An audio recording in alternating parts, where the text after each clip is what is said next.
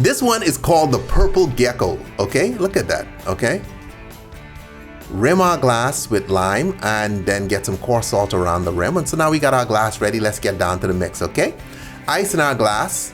Come behind that with some tequila. Beautiful. All right. Follow tequila up with orange Curaçao. Fresh squeezed lime juice. If you don't have orange Curaçao, go with triple sec, man, because I know most of you don't have orange Curaçao. Sweet and sour, a little bit of cranberry juice, okay? Beautiful. Come behind that cranberry juice with blue Curaçao. You need to use enough blue Curaçao to get a purple color though, okay? Because that red and blue is gonna make purple.